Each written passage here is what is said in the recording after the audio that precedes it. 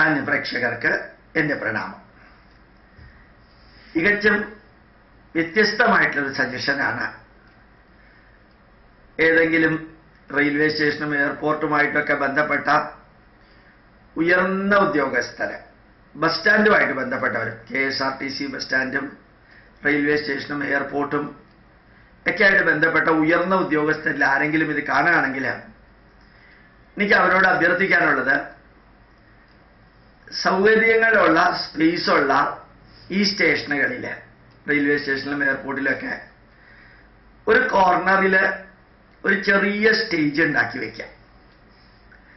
ആ സ്റ്റേജിൽ ഏത് വ്യക്തികൾക്ക് വേണമെങ്കിലും അവർക്കറിയാവുന്ന കല, സംഗീതം ഇത് അവതരിപ്പിക്കാനുള്ള സ്വാതന്ത്ര്യവും കൊടുക്കാം. ഉദാഹരണമായിട്ട് റെയിൽവേ സ്റ്റേഷനിലും എയർപോർട്ടിലൊക്കെ അഡ്വർടൈസ്മെന്റ് വെക്കാറുണ്ട്. ടാറ്റ കമ്പനിയുടെ അഡ്വർടൈസ്മെന്റ് വെക്കുന്നുണ്ടെങ്കിൽ അതിനവർ 10,000, 2,000, 5,000, 10,000, 20,000 രൂപ ആ അഡ്വർടൈസ്മെന്റ് വെക്കുന്നതിന് റെന്റ് ഈടാക്കാറുമുണ്ട്. അതേപോലെ ഇപ്പൊ തിരുവല്ല KSRTC ബസ് സ്റ്റാൻഡ് വളരെ സൗകര്യമുള്ളതാണ്. എറണാകുളത്തും ധാരാളം സൗകര്യമുണ്ട്. അത് ഇപ്പൊ കേന്ദ്ര മിനിസ്ട്രിയുടെ ഒരു പുതിയ തീരുമാനം, ഇന്നലെ വന്ന തീരുമാനപ്രകാരം റെയിൽവേ സ്റ്റേഷനുകളെല്ലാം കൊമേഴ്ഷ്യൽ ഹബ്ബുകളാക്കാൻ ഒരു തീരുമാനം എടുത്തിട്ടുണ്ട്. ഇന്നലെ വൈകുന്നേരമാണ് അത് മൊബൈൽ ഫോണിലൂടെ ആ വാർത്ത വന്ന്, ഇന്നത്തെ പത്രത്തിലേ വരാൻ സാധ്യതയുള്ളൂ. ഇന്നലെ എടുത്ത തീരുമാനമാണ്. അപ്പൊ റെയിൽവേ സ്റ്റേഷനുകളെല്ലാം കൊമേഴ്ഷ്യൽ ഹബ്ബുകളാക്കുന്ന പോലെ എയർപോർട്ടുകളും ആക്കുന്നത് പോലെ ഒരു കോർണറിൽ ആർക്ക് വേണമെങ്കിലും അരമണിക്കൂർ നേരം ഫ്ലൂട്ട് കച്ചേരി, അല്ലെങ്കിൽ തബല, അല്ലെങ്കിൽ കഥകളി, അല്ലെങ്കിൽ ഓട്ടംതുള്ളല്, ഏതെങ്കിലും കലകൾ, അതിന് മണിക്കൂറിന് അല്ലെങ്കിൽ മിനിറ്റിന് ഇത്ര രൂപ വെച്ച് ആ സ്ഥാപനത്തിന് റെന്റ് വാങ്ങിക്കുകയും ചെയ്യാം.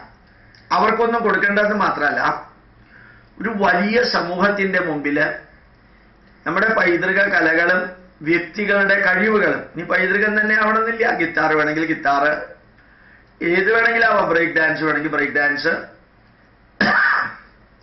അങ്ങനെയുള്ള ഫ്യൂഷൻ ഡാൻസ് വേണമെങ്കിൽ ഫ്യൂഷൻ ഡാൻസ്, അത് കാണിക്കാനും അടുത്ത ഫ്ലൈറ്റ് വരെ ബോറടിച്ചിരിക്കുന്നവർക്ക് വളരെയേറെ ആസ്വാദ്യകരമാക്കാനും എല്ലാം സാധിക്കുന്ന ഒരവസ്ഥ.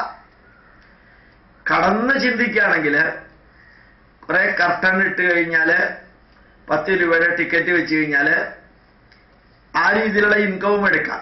പക്ഷെ അതൊരു ചീപ്പ് പരിപാടിയാണ്.